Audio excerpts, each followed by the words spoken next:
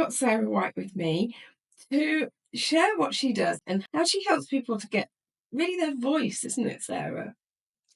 Yeah, it's to do with being visible as you really are. That's what I'm all about. Fantastic. So you do this mostly on Facebook? Yeah, so I have a Facebook community and a membership. I'm on various different platforms. I'm helping people to get visible, so I feel like I need to be visible in different places. Very true. It's about empowering people to choose the ways that they want to get visible, which is how I kind of came across you because I know you've been using YouTube, and that's something that I wanted my members to be able to explore. There's different ways. There's so many different ways for us to put ourselves out there, for us to spread our message, and for us to let people see us. So my preference is Facebook. Um, Mainly that's my kind of pillar platform, but for other people it might be different things. So yeah, I just kind of try and empower people to choose what's right for them. Oh, that's amazing. How did you get started with that? Because I, for one, know that getting visible is so important, and yet I am the best at hiding. Yeah, I mean, and that's kind of where it's come from for me, really. I was hiding as well. My background was I was this kind of came from a photography business. I was a family photographer initially, and then I started working with business owners, and I was trying to encourage them to have pictures taken to show their face, to be visible, and I realised I wasn't doing it myself. So I've been through the process of trying to work out, well, what was stopping me, and why was it so important? It took me a while to kind of really twig that actually we do need people to see us. We need to show our personality, we need to show our face, we need to let people understand why we love what we do, why we're so good at it, why it's important. And that's where those relationships really come from. And that makes everything easier. When I was hiding away, I thought my work should speak for itself, but because I wasn't letting people see the person behind it, I wasn't building up that trust, showing them that I was the right person for them. It wasn't working. So I've kind of, I've been on that journey, and now, well, it's ongoing. I'm not kind of massively confident, completely confident with everything, but I'm trying to help other people to go on the journey I've got on, and I'm sharing my story as I go, and all the things I'm learning as I go along.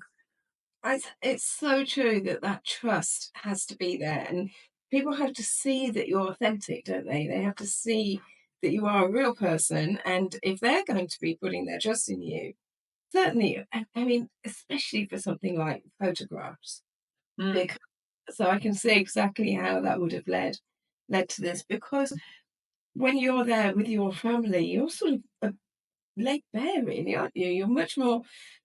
It's such a personal thing. Yeah, it's quite vulnerable, whether it's with your family or for your business, or putting yourself out there is a vulnerable situation. And actually, for pretty much any business, I work with a lot of kind of coaches and therapists, and the trust is huge there. But even when it comes to products, and people want to know that they're buying from a nice person, and that they're buying somebody that they believe what they're saying about their products. And so actually building that trust is so crucial, no matter what it is that we're selling. So you then found that you needed to get more visible. Was it quite an easy transition to then sort of be helping other people? I think it kind of went hand in hand, because I had to practice what I was preaching. I was telling business owners that they needed to be visible, so I had to be doing it at the same time. It wasn't easy. I found it really difficult. Although I would say that it got easier more quickly than I thought it would, if that makes sense. I was petrified of networking, doing lives, all of that, was kind of used to really scare me, used to give me sweaty palms and all of that. And then as soon as I started doing it, I realized that it actually wasn't that bad. I love networking now, and I quickly realized that whenever you go to networking, people are all feeling similarly. Nobody's got it all sorted, nobody's judging you. We've all got our strengths and weaknesses. So that was really reassuring really quickly. And then even with things like lives, I was petrified of doing that, but I tried it out first of all in a kind of safe space in a part of a course I was doing. And the first time was awful, but a couple of times more, and it was starting to click that this actually isn't too bad. It wasn't as awful as I thought it was. That old thing where you do something and you're like, "Well, I didn't die, Yeah. so I can do that again." Yeah, and actually now I love doing lives because it's so much easier than trying to write down the exact right words. And so videos and lives, you can just get them done quickly, and it's done. So for me, that works really well.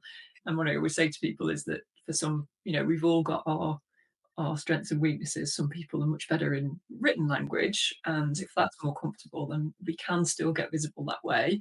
I do still say, you're better off if you can show your face, and if you can do video, it's such a good way of letting people get to see what you're really like. Because visibility is about that, isn't it? It's about showing people what we really like. For me, it's almost like kind of trying to recreate if we were in a room with somebody. A lot of people will say, if I could have a chat with somebody, I know that I could explain what I do and I can win them over. But when we're using other, we're doing it at a distance, we're on social media and all the other things we do, we want to try and recreate a lot of that. We want to let people get to see what we really like, what we're all about. And so video is such a good way of doing that because it's so close to how we would be in real life, as long as it's not kind of really staged and scripted, uncomfortable. Um, but yeah, but still, some people prefer to use blogging, for example, or there's loads of options, and it's just finding the ones that we can do consistently and that stick at, isn't it? Oh, absolutely, and that is a major point there, sticking at it. I find I'm very shiny object syndrome, and I find I'm very excited about things, and then suddenly I think, "Oh, I haven't actually done that for 3 weeks." I did say I was gonna do that. Why something I've just realised I've not done it for 3 weeks, and that consistency is quite hard. Do you have any tips, any reminders, any good ways to make yourself get into that habit? I think the key thing is to not put too much pressure on yourself. It's not about how many times you post or how many videos you do, or it's about kind of showing up regularly, whether it might be that you do have a week off or 3 weeks where you're a bit quiet. The key thing is to not let that turn into 6 months. And also it's not just about how many times, particularly on social media, or it's not about just how many times we put things out. It's about how much we engage with other people as well, and how much we kind of interact, because that's where the relationships really build as well. It's we can do a lot without actually kind of posting loads and loads. We can still be forming relationships. So yeah, it is, it is good to post, but we don't have to beat ourselves up, because we could say I'm going to post every single day, and we could do that, but if we're never then interacting with anyone else, it's not actually going to be the most effective way of being visible. So we've got to kind of find things that fit into our life and do that consistently, but without beating ourselves up and without setting ourselves unrealistic targets as Yeah, well.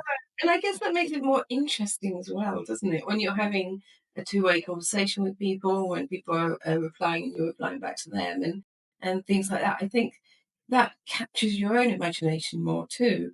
So it means you're much more likely to do it, aren't you? Yeah, I think so. And I think for me, it is just about being ourselves as much as we can. And I know it sounds easier said than done, because we don't all necessarily know who we are. So a lot of the work that I do with people is actually kind of getting into that, thinking about, well, what is it that makes you different from everyone else, and what makes you so passionate about what you do, and what makes you so good at what you do. And when we've got that understanding, things flow a little bit easier. But also, yeah, it's just about kind of letting whatever comes up go out there. So, yes, we can try and have a bit of a strategy, a bit of a content plan, but some of the best things we can do is just the off the cuff things, the things that come up in the conversation that we've had, and we share that, or nice bit of feedback that we've had, or even things that aren't work related, but if something is going on with us and we want to share a bit of that, that's really helping people to build that feel, feel closer to us and build that relationship, because we're not just about selling our business all the time. We're trying to form those real, genuine relationships. So yeah, so it's just about being honest and true to ourselves, and not feeling like we have to put up a front and be something that we're not. I think Yeah. that's really important. It's quite hard to know where the line isn't there of how much line is, isn't there, of how much you share of your life, and I guess it's how much you feel comfortable with. Some people are happy to talk about their children and Mm, these and the mood they woke up in that morning, and other people it doesn't work for them. I yeah, guess you have to find your way and what yeah. works for you. Exactly, that's it. There's no right or wrong with it. It's about finding, you're in control. And I think that's what I try and empower people to understand, that it's your life. You can choose how much you share. So some people will share everything. I will talk a bit about my kids, but I won't share. I don't post when I'm on holiday or my pictures of holiday, because I think, well, people will know my house is empty. There's, we've all got our boundaries. I don't share loads of pictures of my meals. Like some people will share a picture of every meal that they eat, and And I guess your audience are people who take in this and watch all this and interact and are involved and see this. They come to know your style and what it is you do. So if you did suddenly change and suddenly go all very strict and only doing business posts and things like that, they would think that probably isn't you. Your account's probably been that kind of thing. yeah, So yeah. you would, The more we are ourselves, as you say, the more people get to know what kind of things we're going to put out there. And some people might not like it, and that's okay. That's one of the biggest barriers that we have to kind of try and overcome, is accepting that not everyone's going to like everything we do or everything we say. But other people, when we are really true to ourselves, the people who really are on our wavelength and really get it will love us all the more, because they'll get to see more of who we really are. Whereas if we're just trying to please everyone and be a bit kind of bland, and it's not really going to excite anyone. So it's okay if some people don't like it. and I should imagine from your point of view, that's quite a thing to have to help people get past and get over Mm. and work through really because it is quite scary. There are things that I feel like sometimes I should talk about, but I don't because I'm worried about what my ex-husband would say, what my members of my family would say, and things like that. And then sometimes I think, gosh, that's really probably quite unhealthy of me to hold these things back.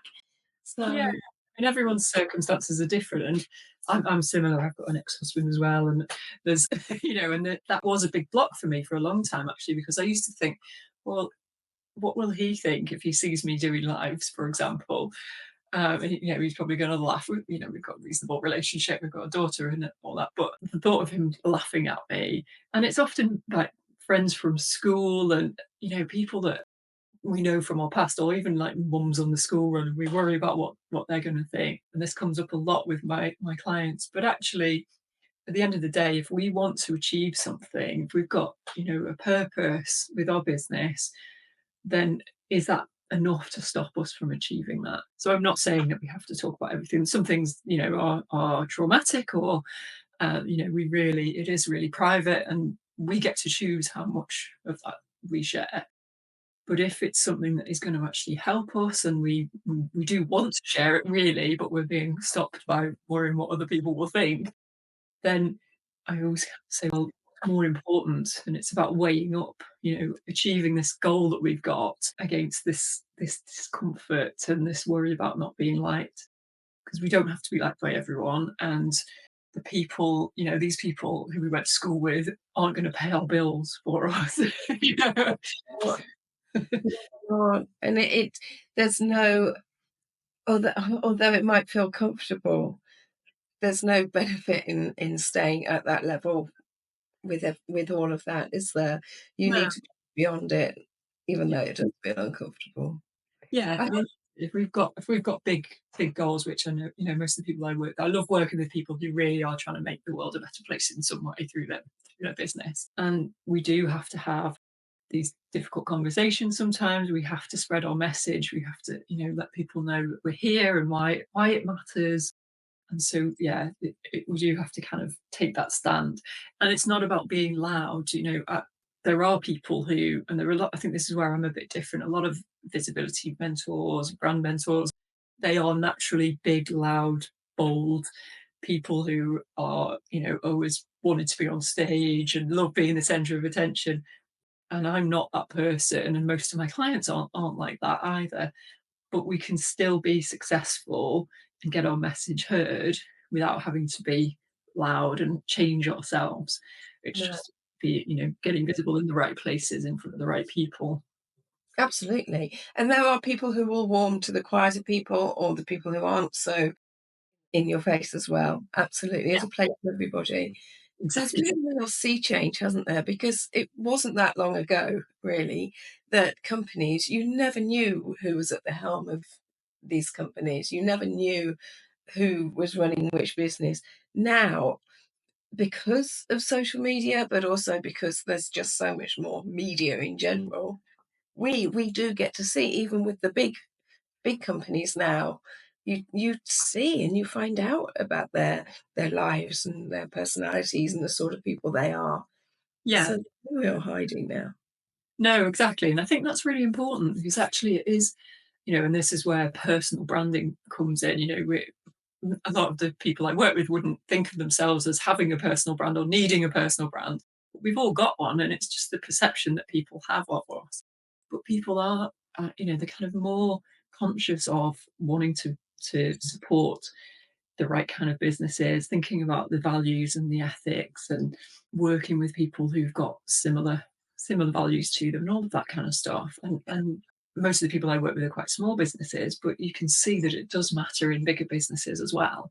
It becomes a little bit more complicated because you've got the whole of the workforce as well as the individuals at the helm of the business, and you need that to all kind of unify. You need everyone to be on the same page.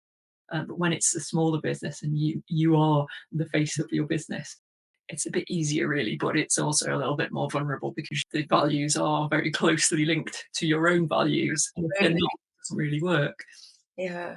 Yeah. And if somebody decides they don't want to work with you, it feels like they don't want to work with you. Say this will happen for everyone, but that does mean that some people will choose others over us. And so we do have to kind of slightly develop a bit of a thicker skin and see everything as a positive. That a lot of this is about actually attracting the right people to us as well, and repelling the wrong people, because nobody enjoys working with people that we don't really gel with either. So there's been lots of situations, I'm sure most of us have ended up doing work with people that we're on a different page. It's not really been enjoyable. It's been difficult. And actually, the more we can get so much more joy out of what we do if we are working with people who really get us, and they're attracted to us because we are on the same wavelength, and they've got the same values and everything. And visibility helps all that happen, doesn't it? Yeah, it really does. Yeah. So it's not just about growing our business, getting more sales. Visibility can help us to achieve whatever our objectives are. And it might be that we want to be perceived in a different way, and we want to attract more of a certain type of customer. So we can be intentional about and strategic about our visibility to make sure that people know that that's the kind of work we want to do, that's the kind of person we want to help. So there's lots of different, as well as just kind of making money and getting famous or whatever we might want to do with it. The more we can make those decisions based on really what we want to achieve, all of those objectives, the better we can kind of take control of our objectives and actually enjoy our lives, create a business that we love. 100%.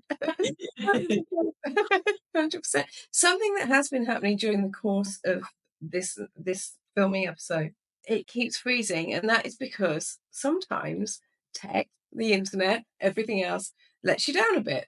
So Mm. how do you help people to get over the fear of, Well, what if something goes wrong? For me, for example, if I was to stand up and speak in front of loads of people, that moment where people go, "Is this working?" absolutely terrifies me because I am so scared of getting halfway through and then somebody saying, "Can't hear you, love." No. Oh my goodness. It wouldn't be able to go. I'd just run away. So is fear of tech going wrong and things like that just a way of procrastinating and not getting out there, or is it a genuine fear? Do you think?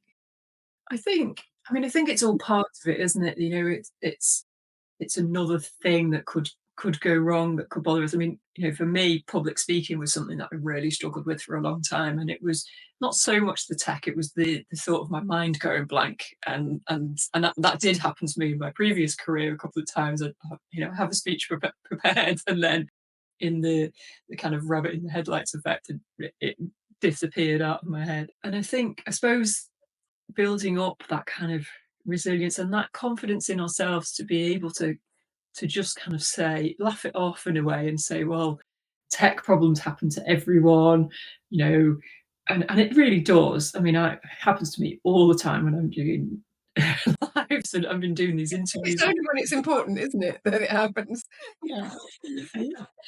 I think just having that confidence to kind of keep going and just say, okay, this isn't working, let's try something else. Or, you know, if it really, obviously, if it was in a room and you were trying to do a talk, then you'd have to probably try and work through it. If it's online, sometimes you just have to say, this isn't working, we're going to have to try again. And for the benefit of everybody listening, this is actually the second time we've done this, isn't it? We had a massive tech issue the first time, so it does happen. And I guess that with your help and people who do like you do, you give people the ability to be able to roll with the punches and keep going and not just run away and escape like Yeah, because I think one of the key things that I try and help people to kind of get to grips with is that it's relatable. We all have these problems, and actually being relatable is really important. Being perfect is no good to anyone. Nobody wants us to be perfect. They don't like us if we're perfect. There's a study that I talk about quite a lot where these two different groups were shown a video of a man reading the news, and one group was shown him reading it perfectly, and then the next group was shown him reading it, and then at the end he spilled his coffee on himself or something. And they tested to see which group liked, you know, what they thought about this man, and the ones that had seen him spill his coffee liked him loads more than the ones that saw him do this perfect job. And Oh, so it just shows you that actually we can all put ourselves in that position. If something techie goes wrong, everyone who's watching is not just thinking, "Oh, what an idiot! You don't know how to do it." They think, "Well, there might be the odd horrible person that thinks like that," but mostly we're just thinking, "Oh my god, I feel so sorry for them." That you know, I can you imagine how want it helps you awful. warm to them, doesn't it? Yeah, exactly. Yeah, And that's yeah. you know, that's true with everything. When we you know if we stumble over our words or it all just shows that we're human. It all just makes us relatable, and that is a good thing. It's a good thing that people can see who we are, and you know, and so if we can then laugh that off and make a joke of it as well, and that just helps people to warm to us even more. I am so grateful to hear that. You've really helped me in that moment, I've got to say. That just that makes me feel so much better, I've got to say. Good. Because things always go wrong for me, but that's fine, that's fine. It's how you handle it, isn't it, and how you move on, and yeah. Cool, okay, amazing. So how can people work with you? How do you do what you do? So there's a few different ways. So I've got a membership community called Visibly You, and that's kind of running a Facebook group, and then we have a membership hub as well. And I deliver trainings in there. We have guest experts, of which you were one, and we get together once a month on Zoom as well, and you know talk through our wins and our anything challenges we've got, things like that. And that's about kind of ongoing support and accountability as well. Because a lot of people, I realise, they don't just need a one-off training course; they actually need that ongoing support and community to just kind of keep going. It's not an overnight. "Oh, okay, that's great. I'm confident being visible now." It's it's an ongoing battle, really. That works really well. And then people can work with me one to one as well. Because it's about their brand identity as well as their visibility strategy. So I can help people to work out, as I said before, who they are, what's different about them, and how they can get that message across and connect with the right people.